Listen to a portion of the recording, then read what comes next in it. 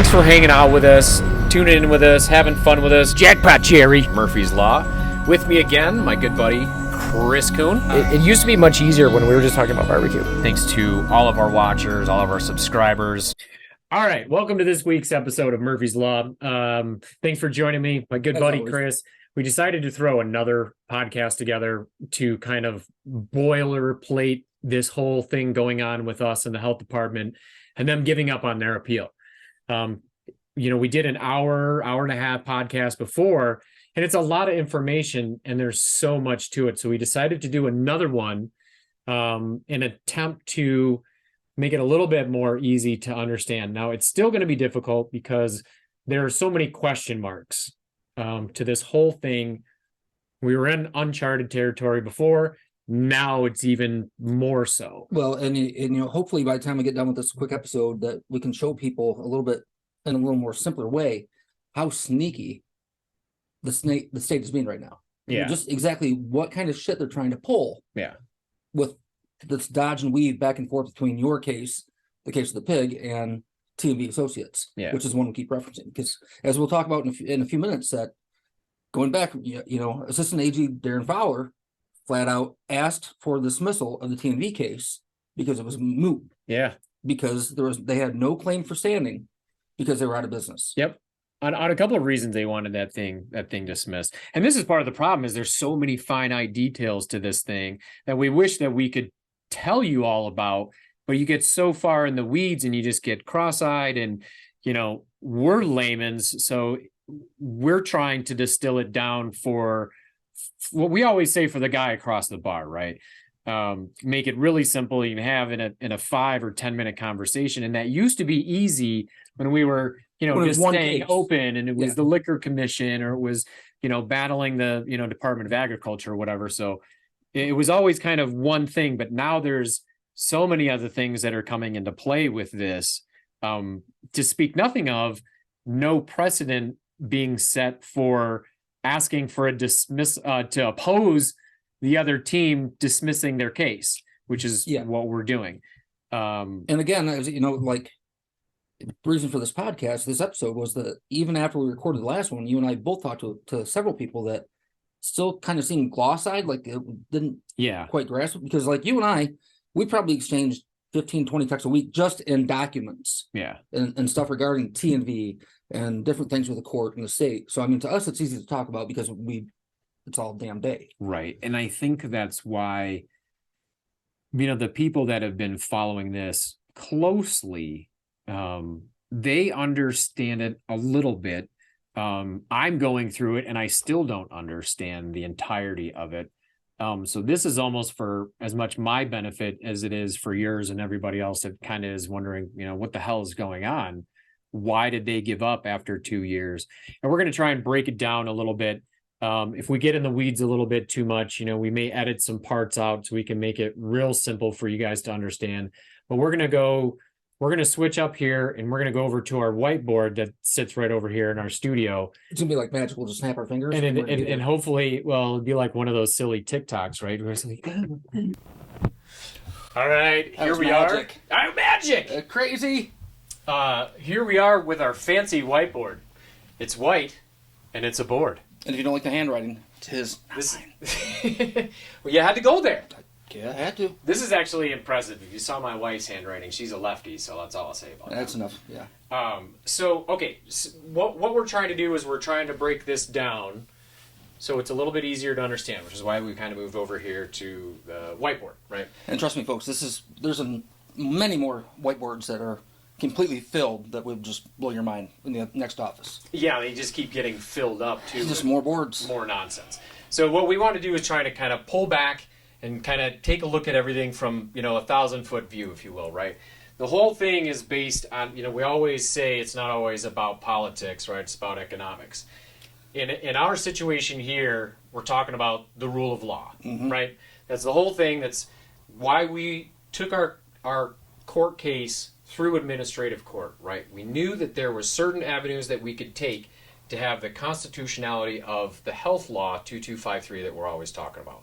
It did more damage than the executive orders, right? Emergency orders versus executive orders. That's important to remember. Because as we learned in the beginning of this, actually before yours got started, like everybody that faced and went against the government with the science lost. Right.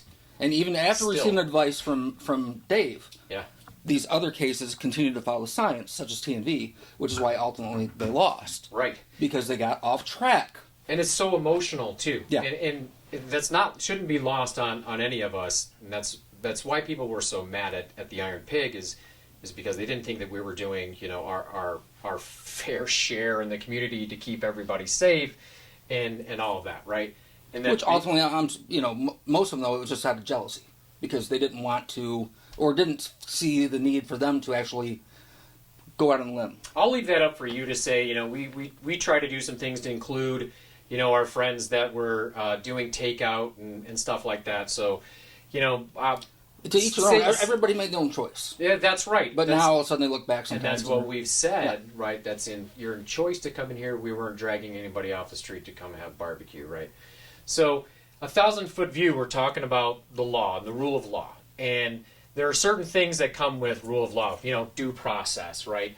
I threw a little thing up here, easy ones, open and impartial judiciary, right? Laws are meant to be open and transparent. Fair and prompt trials. The big one we always focus on is separation, right?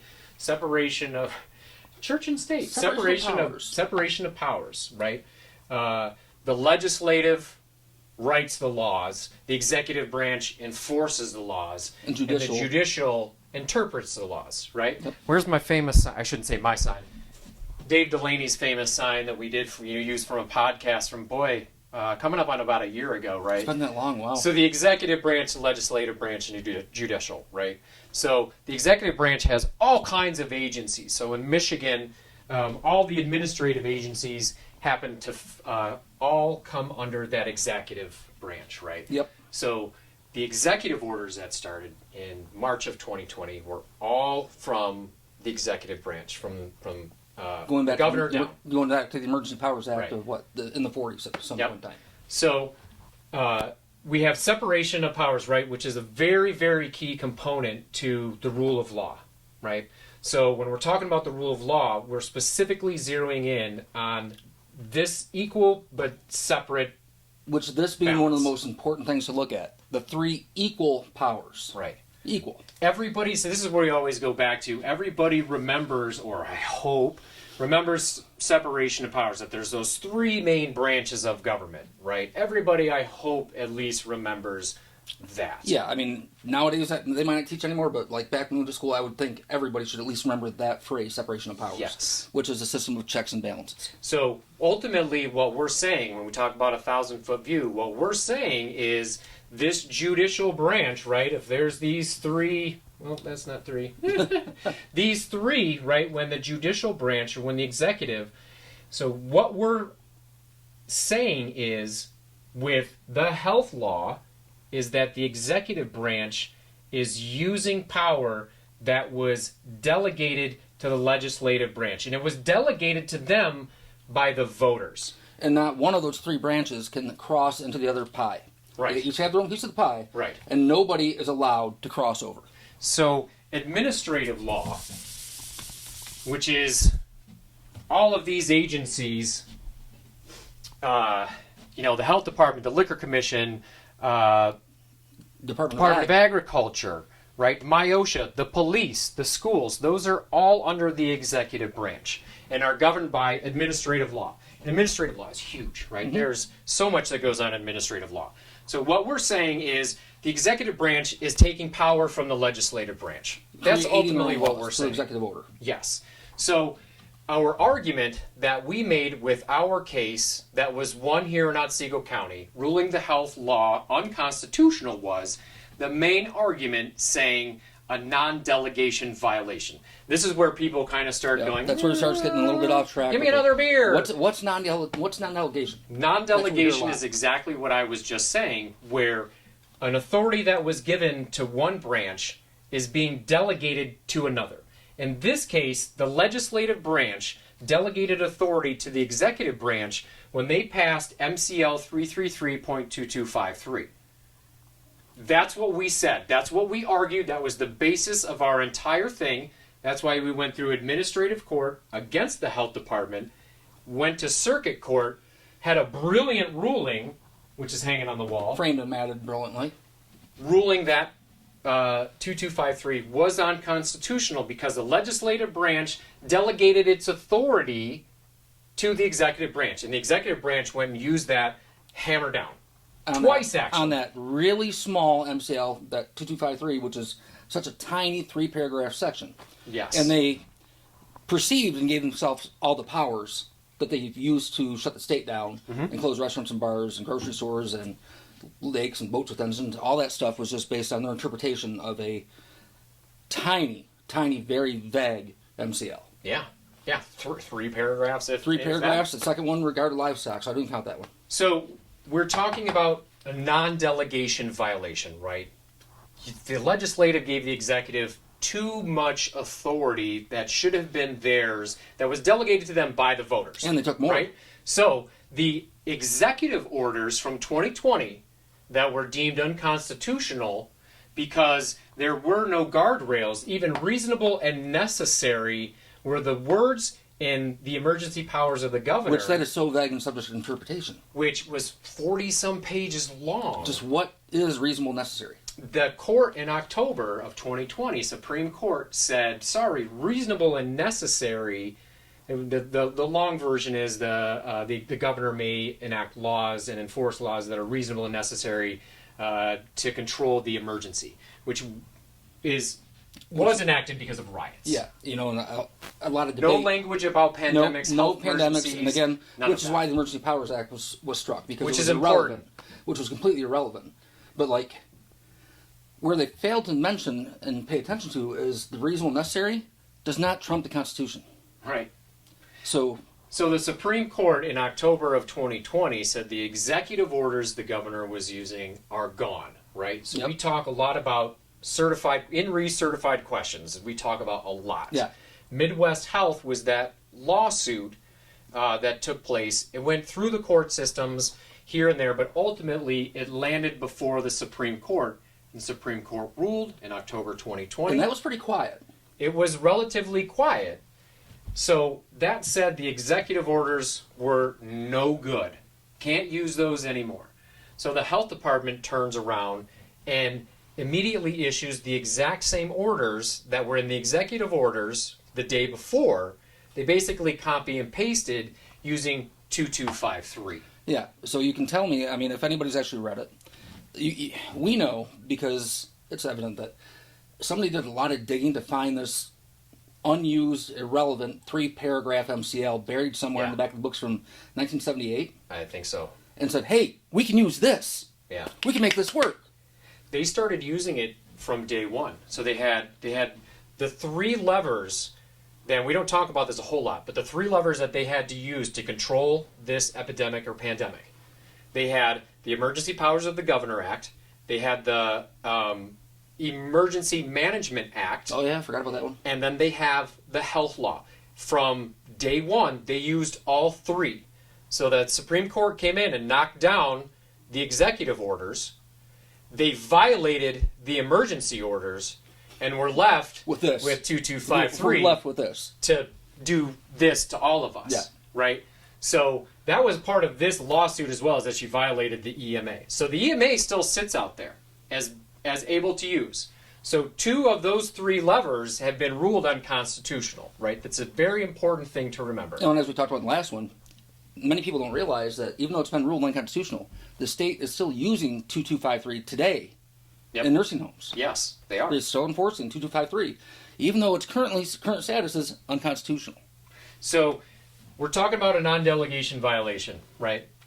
Yep. One branch was given more authority than it should have been. That's the easiest way to say non-delegation violation. We talk about in the previous podcasts, there are a lot of non-delegation and separation of powers cases before not just our Supreme Court Michigan, but the United States Supreme nationally. Court. And there's an EPA ruling that's coming that is out. I've got it sitting on the desk somewhere, but several more are coming, and this is good. This is good that they're going to look at these at our state, at the Supreme level. It's this is checks level, and balances. Which it's happening at national level. You know, things that you might see on the news daily are talks about the student loan forgiveness. Yes. That is another perfect example. That is another clear violation of a non-delegation. Yes. The president overstepping his bounds when the law says he can't do it. Yep. Which is exactly what Whitmer did, and our government did, and still doing. Take the emotion out of the argument about whether you should do it or not. Did he have the authority to do it? Right. That's where we're at. We're saying, did they have the authority to do these things using 2253 in the way that they did? Well, and ultimately, the relevance of that is without the separation of powers. You hear us use this word a lot. We end up with tyranny. Yes. Without the separation, we have tyranny. One person, one branch making all the decisions. And you know, you hear a lot about that. This word, I've said it before. I'm surprised it wasn't the most Googled word this last year. It does have some connotations to it lately that seem to push people in one political spectrum or another. Yeah, they don't truly understand the definition. So the reason why we talk about tyranny is a lot of this, we go back to our founding fathers. And in certified questions, they talk about this, James Madison and delegation. We also included it in our lawsuit or our appeal, I should say, because it's built on certified questions in Midwest Health case. And, you know, and the reason our founding fathers put it there is because it was all written to avoid what happened to them with England's rule. Right. To avoid the oppression that making the colonists the rules went through. and enforcing the rules. Yep, and having everybody agree this is the way it's going to be, period, from here on out. So I have this hanging around and I'll abbreviate it. The accumulation of all powers, legislative, executive, and judiciary, in the same hands may justly be pronounced the very definition of tyranny. That's what we're talking about. And James Madison, you know, he knows a couple of things. Kind of a famous guy. Right. So that's why we are always talking about tyranny, right? This is what is happening, is one of these branches is giving more power and or taking more power. In this case, they were delegating this power to the executive branch. Somebody has disagreed with the executive orders. We now disagree, and so does a judge in circuit court here in Otsego County this year, January 13th. Judge Hunter made that ruling. Well, and when we use the word tyranny, I mean, a lot of people, if you look on social media, will use it and apply it strictly to the governor. We're not talking about that. It's the executive branch. We're talking about Dana Nessel. We're talking about Darren Fowler. We're talking about all these people we've gone through on a local level, the health department, the stuff we went through, and the school board went through with Lisa Peacock. Yeah. We're talking about all these people. It's not just one person. It's not like a dictatorship. It's just the branch itself, the executive branch, and all the powers and all the agencies that lie underneath it. Everything they've done is tyranny, not one person. Here's a hard thing for people to understand about what we've been going through. I've said it before, and I'm going to say it again. I don't care who the governor. There could have been a Republican governor that was doing this and using in the exact same outcome. Mm-hmm. I'd say the exact same things and be doing the exact same. This is not about politics. It's about the rule of law and how they're trying to subvert this law into covering this wide spectrum of things. Well, and in the past year or so, there's even been talk of, you know, that party trying to make the Constitution, the United States Constitution, a living, breathing document subject to change and interpretation, which is what they've done in all of this. Which the main argument, again, is the law is black and white. What powers you have, what you can and can't do. It's not up for interpretation. Right. It's not to be rewritten under reasonable necessary for the pandemic. Yep. It's worthy to talk about, worthwhile, I should say, to talk about. There is confusion with how the courts sit, right? Yeah. It is almost like a pyramid scheme, right? So we actually came out of administrative court, right? Again, which is all the executive branch stuff, the Liquor Commission. Yep. We happened to come out through Health and Human Services. They found us in violation of $5,000 and gave us a $5,000 fine for being open 5 days during the emergency orders that were in effect. It was a phone hearing. It was maybe 15 minutes. Boom, done, iron pig, stamp it. We appealed that. By appealing that, that then allows us to get into circuit court. And circuit court has the wherewithal to look at the constitutionality of a law. Administrative court, they do not. All of the judges in administrative court are also appointees. It's worthy of noting. So we had direct action from the health department, cease and desist, $5,000 fine. We appealed. We go to circuit court. Judge Hunter comes in and says, unconstitutional, right? Non-delegation violation, says some brilliant things about certified questions in this case, and says, look, this is part and parcel. It made a brilliant ruling. Brilliant. You know, I think it's worth mentioning too. You didn't just jump to circuit court. There was a lot of other steps that you had to go through to file your way through the legal system to get to circuit court. Right. Which is going back again to the separation of powers and following steps and due process. Yes. To get to that point. Yeah. So circuit court basically was the time you finally got to take the stage. Right. The Iron Pig finally got to take the stage. We certainly were not given that opportunity at administrative, this phone hearing. Yeah, which because is so the weird. state fought that. The state fought it because you tried to make the same point. Yeah. And that's what the state's argument was. You can't do that here in this court. Right. That's not this court. Yep.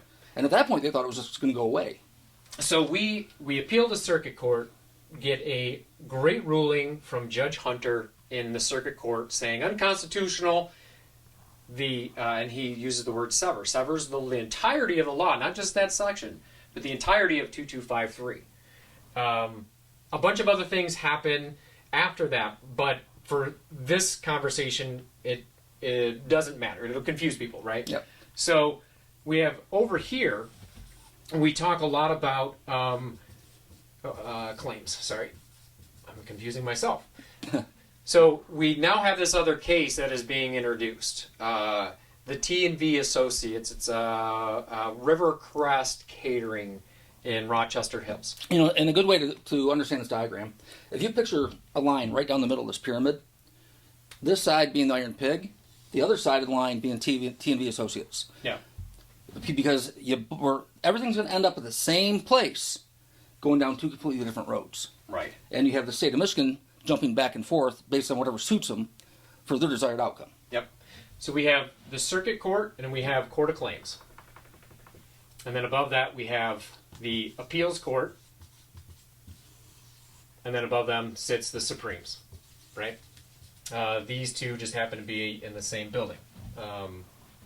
That's also worthy of note. So we have this other case. So we come in here, unconstitutional, amazing. Affirms basically the ruling from certified questions, if you will, standing on that. Brilliant ruling as well. So here comes Rivercrest Catering Company out of Rochester Hills. Which is at T&V Associates. Unfortunately, they went out of business, I believe, in 2021. I believe you're correct. And then they filed a lawsuit in the Court of Claims, which is an equal court next to each other, which means if a ruling comes out of one, it is as good as coming out of the other court, more or less. And again, worthy of mentioning, they didn't, even though it's Court of Claims, they weren't seeking money. They weren't seeking any damages. They were merely seeking acknowledgement that they were put out of business because of this. A declaratory action, I think, is what that they was call it. The right? exact terminology. And unfortunately, the representation, even when being led by the judge, would not follow the constitutional law in 2253, even after prompted, which he was. We're correct, right? He was actually prompted by the judge 4 times. Would you like to talk about 2253 and constitutionality?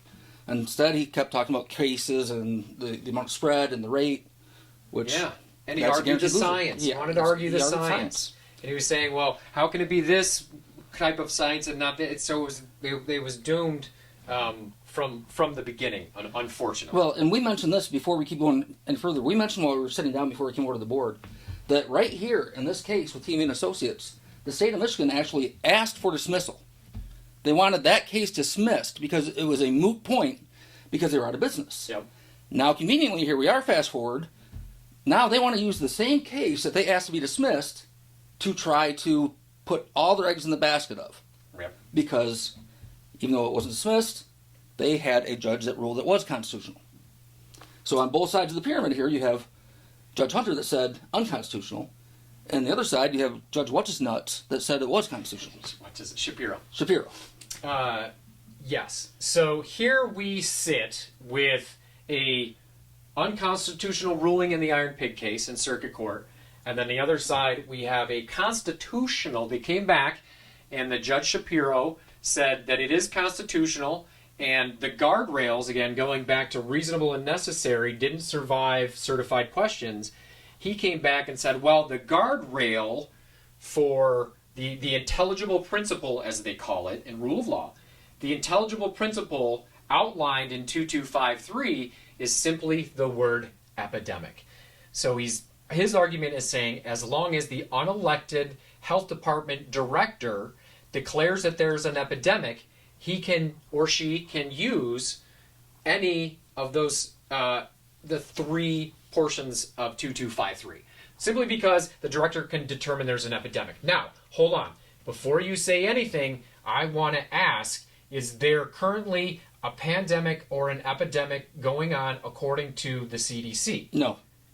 According to our president?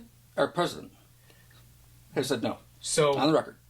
If their argument is, or I should say Shapiro's argument in Court of Claims, that the guardrail is an epidemic, then the health director must be saying that there is still Elizabeth Hertel must still be saying that there is an epidemic, which I have not active heard. in Michigan. I haven't. And if there is, okay, I'm not a biologist, I'm not an epidemiologist, I don't know anything about it. I haven't seen any hazmat suits lately. I haven't seen any caution tape. I'm just saying that's what their guardrail is saying the word epidemic. There is no timeline like there is in the Emergency Management Act, which says 28 days. You've got to go back before Congress and get more time.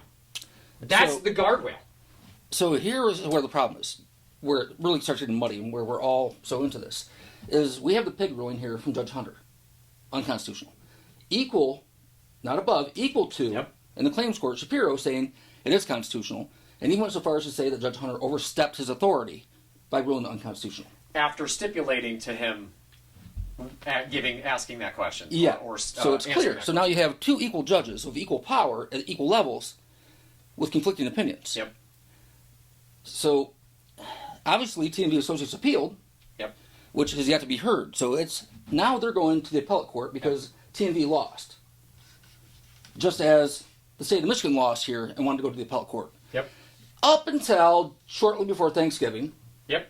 Where they conveniently said, yeah, you know what? The pigs won.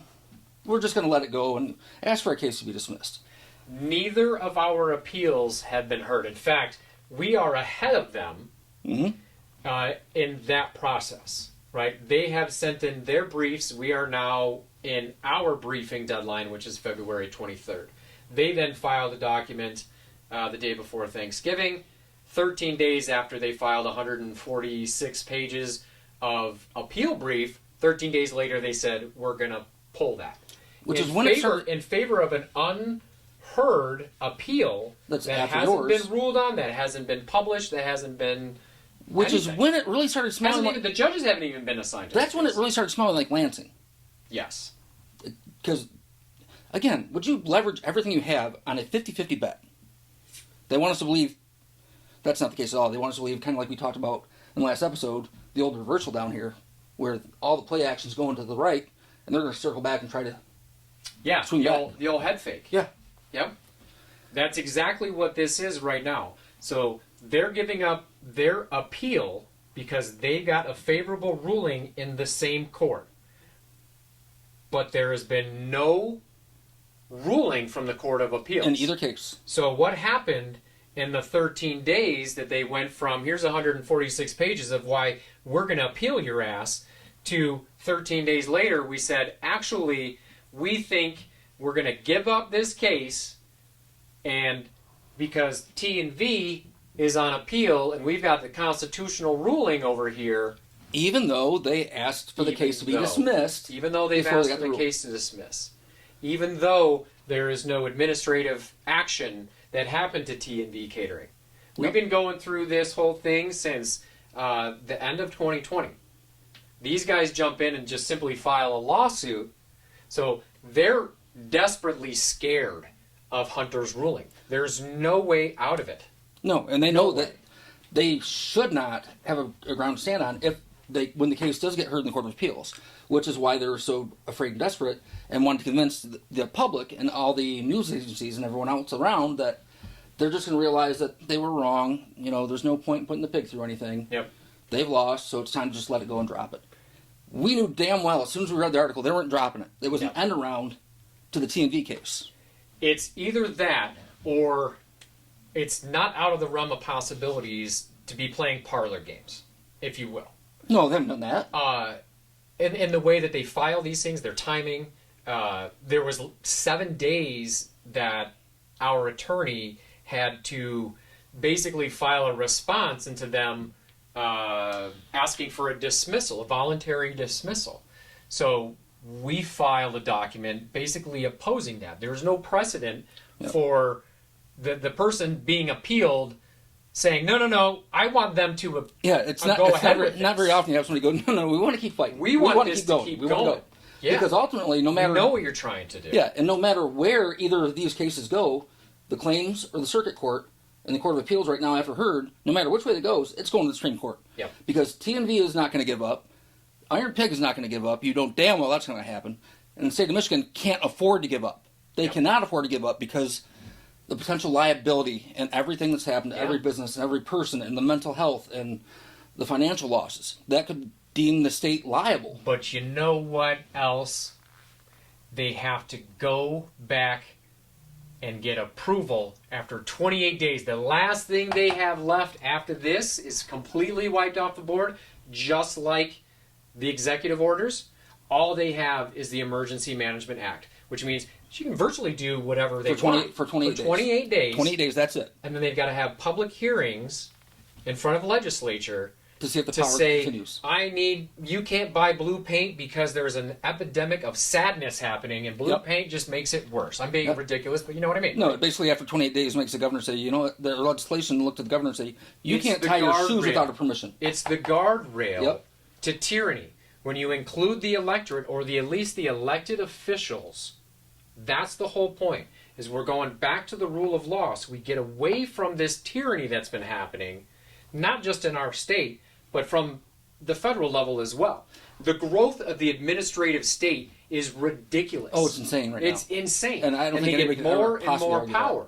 I mean, they tried to come in here and arrest me for keeping my restaurant open. Forget about the liquor license stuff. They threatened me at 10:30 at night to come in and arrest me because I was serving barbecue. Well, if that isn't tyranny of the Department of Agriculture, Chris, the Department of Ag. We're not talking about the state police. No. We're not talking about the liquor commission. We're talking about the Department of Agriculture. Well, you know, I challenge people, talk about how ridiculous, you know, the executive branch is. Next time you go to the gas station, take a look at the gas pump and see what branch of government you see stamped on inspection. Yeah. The Department of Agriculture. Yep. Gas in your car. Yeah. So same authority over the restaurant that serves you food, as well as the gas that you put in your car. MIOSHA. MIOSHA. There's a case. There's a case coming, I believe, in Alpena, where they're challenging MIOSHA. So if we're the Liquor Commission, the Health Department, and Department of Agriculture all came down on us because we all have licenses from those various agencies. When MIOSHA came down on contractors and builders and factories and any other worksite outside of the food service. Anybody that needs permission from the government, state or federal, to do business, that's how they get you. Yep, falls under one of those agencies. They'll yank that license. Yep, one of those agencies under the executive branch. This was an architect. This guy didn't even have necessarily a license, a builder's license, so to speak. He had complaints filed. The health department came in and said, well, you've got too many people here, or you don't have masks on, or I don't know all the details. But in their action, MIOSHA, when they cited him for workplace whatever, was 2253. Yeah. So the Liquor Commission, the Health Department, MDARD, MIOSHA, I mean, these are all agencies all under the power of the governor, the executive branch. This is what we're talking about. This is why we're fighting so damn hard and why we're not giving up this appeal. And no, we didn't win. No, we didn't win. And not only to make sure we did win. We did win. Yep, gotta win. But we gotta solidify this now because, like you said, they're trying to do that end around and use this slime ball case over here. Sorry, the same one they asked to have dismissed. but you guys screwed the pooch. Yep. Unless, go give up your appeal. Yeah. Go give up your appeal. And again, going back to how many pages of paper they filed to fight their appeal, and even push it past the midterm elections. Yep. To just all of a sudden give up, which is why in the last episode we're like, there's a leak, there's some bullshit going on. But even if there is, to me, it's still going up. It's also very suspect to me. When you get into the details, the Supreme Court justices have looked at our case because they tried to do a bypass application when they first appealed our case. The state did, and the Supremes have actually kind of chimed in on this, and they actually have said we do want to hear this. And in certified questions, there is a section about 2253 in which Justice Viviano, who I think is set to be the next Chief Justice, Justice Viviano cites 2253, and in there from October 2020, he says this is going to be an issue moving forward because they're already trying to use 2253 and issued copycat ruling or orders the very next day. Well, and Bernstein also said he wants to hear it. Yeah, a liberal justice and a liberal justice and a conservative justice. So both parties want to hear this. And it's not only so much just to look back at what happened to all of us for the past few years, but to make sure it doesn't happen going forward. Right. Because we know that party has been prone, if you look at what's happened to the entire world in the past 6 months, every disaster, every emergency, they take advantage to take more away and exert more power and control from their branch. Yeah. And when I say their branch, because it's national as well as state. I'm going to tell you, right now, given the environment that we live in, just having had midterm elections, you're going to see some real issues with election law. Yeah. And a lot of that's where people really need to start paying attention to some of this stuff. And that is a bipartisan thing. And there is bipartisan shenanigans that are going on. Oh, definitely. That's what's great about being independent and sitting in the middle is you get to pick on both of them and look at, well, what are you ding-dongs doing? Well, look at what you ding-dongs Well, doing. and the simple fact is, like, one of my podcasts I listened to, they were talking about this the other day, that, there's a lot of people out there that they call them the MAGA Republicans that still hang on to the claim the last election was rigged and it was lost. That they think somehow magically the court's going to put Trump back in office 2 years into term. Yeah. And his point was we need to stop that. Yep. It's not going to happen.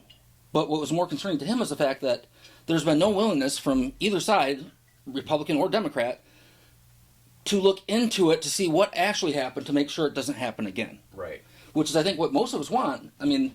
Especially when you and I talk about it, let's forget about the past. Let's make sure it doesn't happen again going forward, which is why this is going to end up so important in front of the Supreme Court and why we have both conservative and liberal judges wanting to hear it to make sure it doesn't happen again. Yeah. Let's look into what the problem was. Yep. How it got abused, and make sure it doesn't happen again. And when you say abuse, that's important because that's the crux of the whole thing. That's why certified questions was so important. That's why our case is so important, and not so much their case, because this was just a lawsuit that they filed in the Court of Claims. Ours came out of administrative court, from administrative action, from a fine. They closed us down. Yeah. They closed us down. So we have such a stronger toehold on this entire thing, which again leads me to believe, which is another reason why they're so afraid of it, because it reaches down into the APA, Administrative Procedures Act, which again is getting way off course. We don't even touch that because it's anyway. It's all about everything that the state has done does not trump mine or your constitutional rights. Your constitutional rights are above first and foremost anything. So when they start violating your constitutional rights, that's where Judge Hunter did such a great job of pointing out and articulating that you crossed the line. And when you took too much from the legislative branch to the executive thing. But people just focus on their own little lives and don't realize what's going on up there too. Well, that's a whole other issue. That's a part of the reason why we're doing this, right? Mm-hmm. Because it's so hard to explain and people get bluey and cross-eyed. We try and boilerplate it down as much as we can. And we may have to do it even one more time after this. Yeah. And we talked about establishing a flow chart with PowerPoint. Mm. Because to us, it's really easy to see what's going on. Yeah. Because we're studying it so much. Yeah. But you know, and it's every day with something just about it. Seems like Yeah. it's hard to. It's and hard even to if take you, a even if you vacation watch from like it. a major network and watch the national news, it's the same thing going on. Yeah. Exactly the same thing. The same arguments are being made. The same points for and against, or the smoke screen from the one side, Yeah. and the push for the truth from the other side, and this fuzzy grayness of nobody actually doing anything about it. It's all about power. Who has the power? Who can give the power? Use the power? And that is why we always talk about Tyranny. right? I mean, that's what the executive branch is doing, is just taking more power than it was supposed to be given by this law. Well, So we've got to reel it back in, and Hunter did a great job of doing that. well, and even though we planned to keep it shorter, I know we went longer than we did, and hopefully we didn't confuse you even more. Hopefully we cleared it up a little bit. Yep. But again, we're happy to do more to simplify it and make people understand how important it is. Yeah. It's huge. It's all about the separation and making sure that the separation of those branches are there, and we're making that non-delegation argument, and we have one, and we just want that ruling upheld. We don't want that play action fake to actually work. Because Got our brief in the 7-day deadline, right before Thanksgiving. We got that in. It was 35 points of fact that it's going to be hard for any court of appeals judge to look at that and say, we should just shelve this. Yeah, you're right. They got another rule yeah, over there. and this isn't just about the pig. Forget about the Supreme Court justices that have already know that this is going on and giving them the opportunity to hear this. Yeah, this is about your kids wearing masks and getting kicked out of school. This is about your kids having the local police called to the high school. Yeah. This is about everything that you've been upset and hurt and bothered by. This is about, those that we lost in nursing homes that were all just packed in there. Yep. And about vaccines. No and accountability. No accountability. There is none, because they were able just to make it up as they went along with nobody questioning them. And there was no ruling at the time. It's about the right to get your hair cut with Carl the Barber. Yep. And also to come have a drink and eat wherever you choose. But, I mean, there's so much more to it than Take just... your boat out. Yeah, take your boat out with an engine. To get paint. Yeah. To get seeds at a store. So I mean, it's just it's all about all of this, not just the pig, which is why. Well, wait. What are you saying? It's not Not about. just It's about- not all about me. I was just gonna say this is a great way to lead into. I'm done. I'm done. We're done. Okay, Cancel see, it. this is where I was gonna lead into the NFT and how you can benefit from what's gonna happen down the road. Taking Possibly. your plug out. I'm out. I'm No, out. I'm out. Off to the weather. Thanks for hanging in with us. Hopefully, we boiled this down a little bit better this time than we did last time. We're going to keep talking about it. There will be more news that comes out about this, and we'll keep talking about it as it moves down the road. We don't know what's going to happen next. We're hoping to hear something from the Court of Appeals denying their voluntary dismissal, and then we just kind of keep plodding forward. If they decide to take the dismissal request and say Court of Appeals is done, we're going to brief the Supreme Court. It's still going up. And we know that they want to take that, even though a couple of seats have changed. We know that they want to hear that. So stay tuned. Thanks for sticking in with us, my brother. Thank you as always for hanging in with me and helping me dissect this as always. You guys, thank you. Go to murphyslawdcast.com. Subscribe to our YouTube channel, Spotify, Apple. Everywhere. I mean, we're just about anywhere you can get an audio or a video podcast. You'll be able to find Murphy's Law Dcast. Thank you as always. We appreciate you.